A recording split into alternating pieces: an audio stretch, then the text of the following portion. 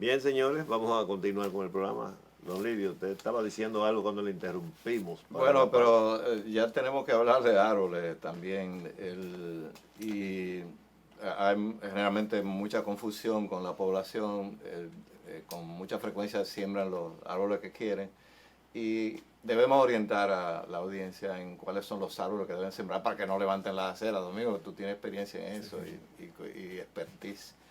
Mire, a mí me correspondió, cuando fui secretario general del ayuntamiento, es de las cosas que siento un orgullo de mi periodo en el ayuntamiento, fue coordinar, liderar el tema de generar la normativa de arbolado urbano en la ciudad de Santo Domingo. Como alumno de Marcano, ya veníamos de esa experiencia.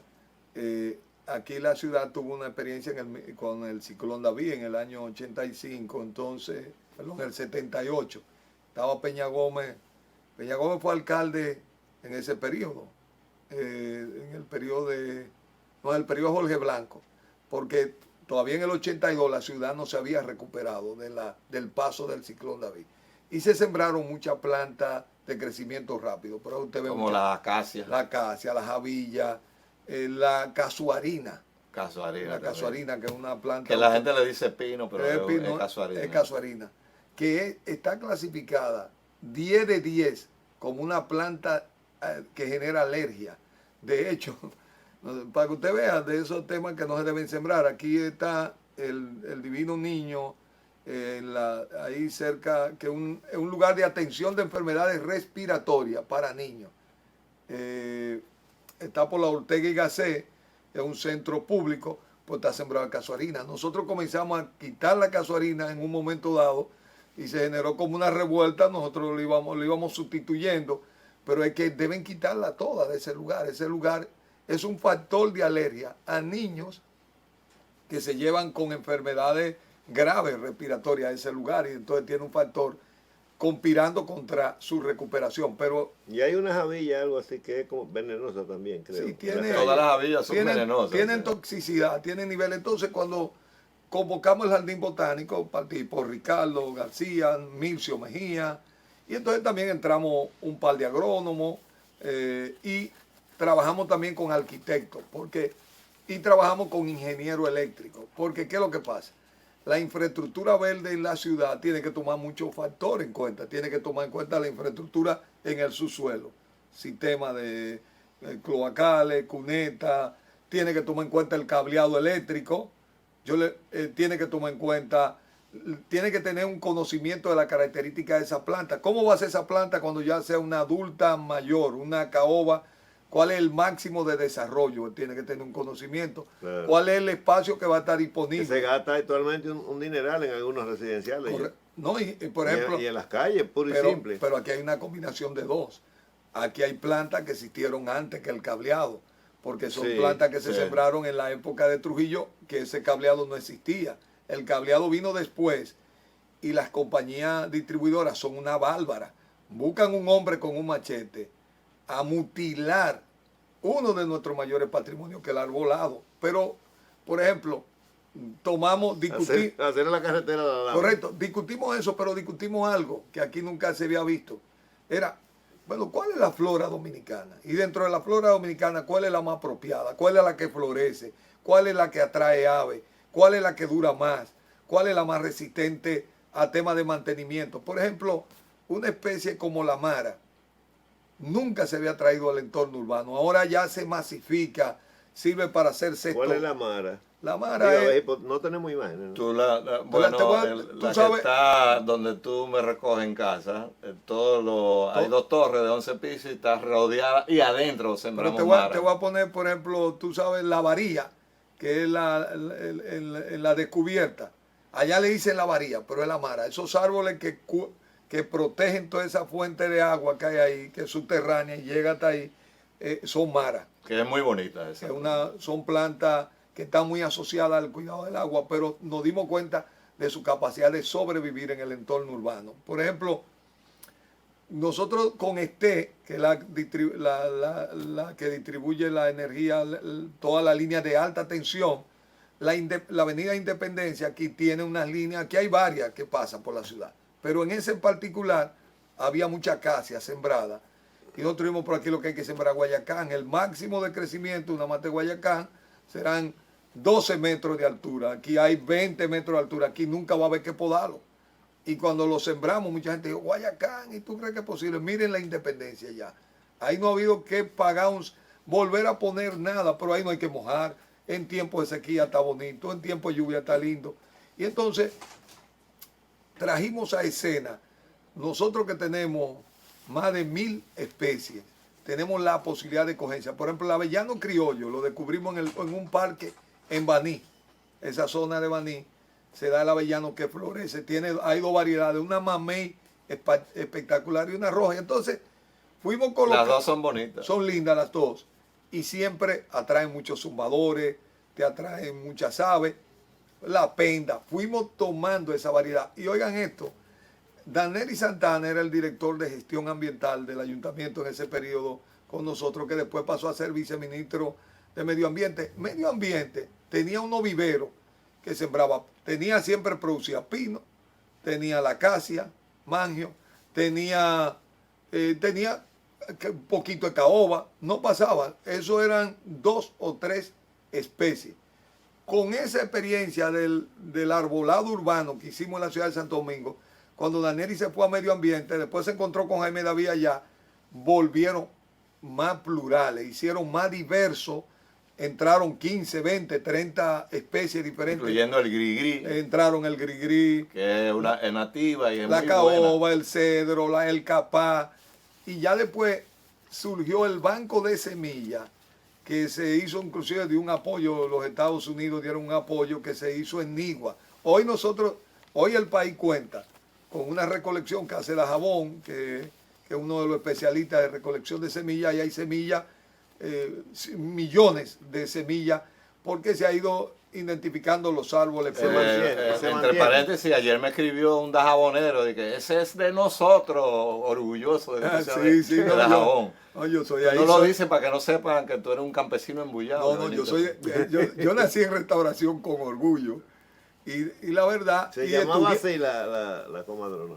No, se llamaba... No, María, era María Pacheco, que fue madre de uno de los expedicionarios del 14 de junio. Un muchacho de restauración.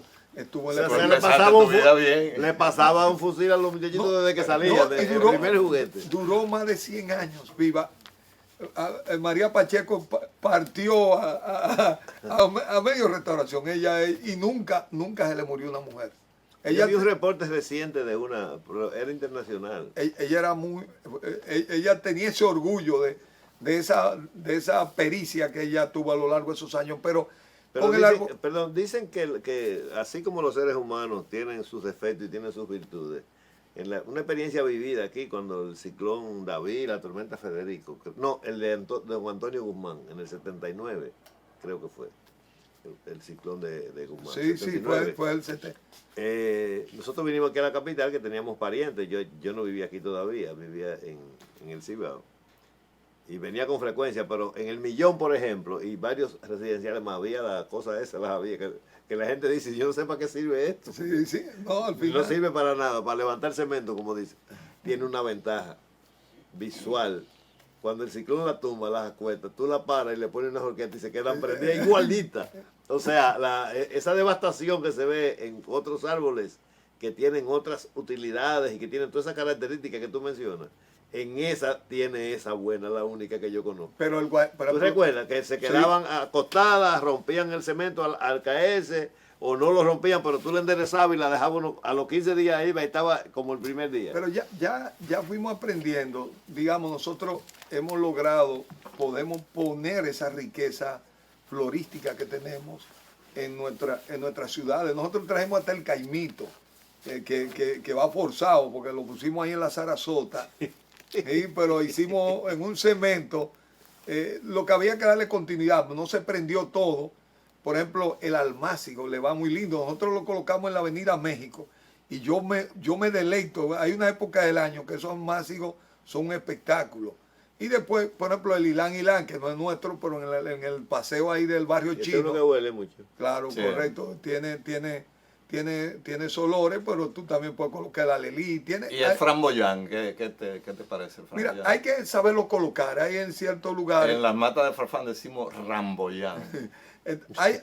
Por ejemplo, hay un paseo del flamboyán que está bajando al zoológico y hay lugares donde... Pero se levanta cera. Es correcto, por eso no se puede colocar la cera. Hay que colocarlo en franja de terreno. O como tenía La Vega en su avenida ahí, donde cuando no había acera, era donde había más framboyán. Por ejemplo, la caoba, nosotros, por ejemplo, en la Chulchi, se fue haciendo un paseo con la caoba. Hay árboles muy grandes que tú... ¿Y el laurel? El laurel no, el laurel tiene un problema que es una especie que te daña la infraestructura. Por ejemplo, yo he visto laurel entrarse en el inodoro, anularle. Se meten en las raíces, se meten en la tubería. Andan buscando humedad. Sí, pero hay uno que no es tan bonito como el laurel, que también se mete. ¿Cómo es? Que es muy común. Concho, ¿cuál será? Por eso es que estábamos hablando en un área que yo estaba, que estábamos... de la que ¿qué no pasa? Que levantan lo encontrábamos en la tubería, bueno, que no es laurel. Entonces, fíjate, esa especie no se pueden colocar en espacio urbano. Probablemente tú quieres tener un laurel para muestra, un lugar como por ejemplo, el Parque Mirador. Tú tienes espacio suficiente y lo colocas en un centro para tenerlo de muestra. Pero yo teniendo caoba, teniendo anacagüita, por ejemplo, en el Parque La Pradera. Eso no se ve. ¿Dónde puede aparecer? En el eso? parque, yo me la comía. Y en los viveros hay anacahuita. Allí en el Parque La Pradera Y tenemos... aparecen semillitas. Sí, no, tenemos... Y tenemos... A lo mejor uno, como con la escasez de fruta que habían en esos campos, sí, pero... se le encontraba buena y ahora la prueba y no es buena. No, pues es buena. Es como el buen pan. Es buena. Nosotros, la masita es blandita. Mira, ya hay una anacagüita que son un espectáculo. Ese tamaño, bueno, hay una muy grande en el botánico que está en el jardín japonés, que tiene esas raíces que hace que es un espectáculo ahí para fotografiarse, para boda, para 15 años. La nuestra, la que tenemos aquí en la pradera, van con ese mismo, van desarrollando ese nivel. Por ejemplo, el samán. Wow, samán. En cualquier entorno que tú lo puedas colocar, levanta la raíz, necesita espacio, no es una planta para ponerla en la acera. El samán es de las especies que estamos promoviendo más para los sistemas silvopastoriles, que es un tema que tú dominas, porque permite que se le dé semilla de samán, que es un alimento excelente a la vaca, ella lo distribuye, es el método más barato para arborizar la finca. De hecho, ese fue un tema... El tema de ganadería de Lidia fue ganadería sostenible. Bueno. Y la sostenibilidad está amarrada a lo que son sistemas silvopastoriles, que es árboles, pastos y ganado. La modernidad exige que la ganadería dominicana se transforme a sistemas silvopastoriles, que fue el tema que tú trataste en Santiago Rodríguez. Y que ahora mismo, por ejemplo, nosotros mismos estamos muy proyectando el tema agroforestal, por ejemplo, y tiene que ver con la ciudad.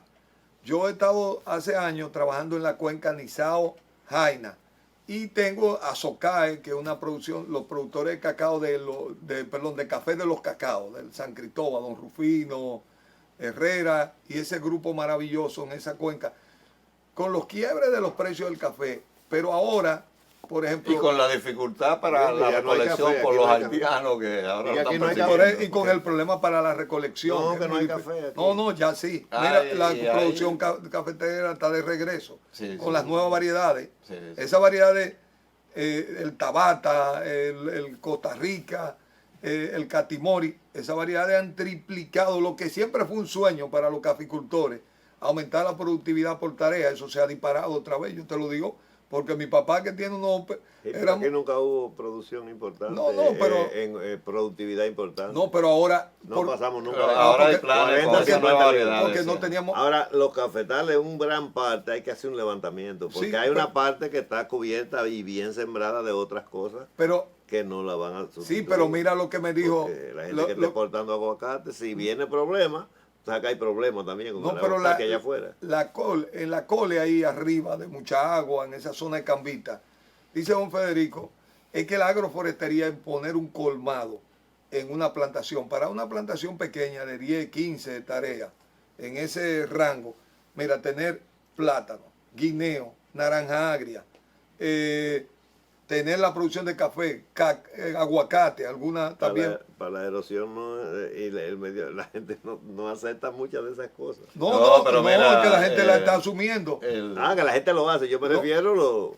No, es que realmente... ¿Quién no lo acepta, Fifi? pienso los técnicos No, del mira, medio ambiente. qué bueno que Plátano, tocaste ese tema. Víveres. No, ese Ayer, es el Eladio- cambio. oye, Habichuela. Domingo, Eladio La etapa Arnaud, superada. el director del IDIAE, planteó eso para San Juan, y que él es sanjuanero, Barriga Verde, y para el país.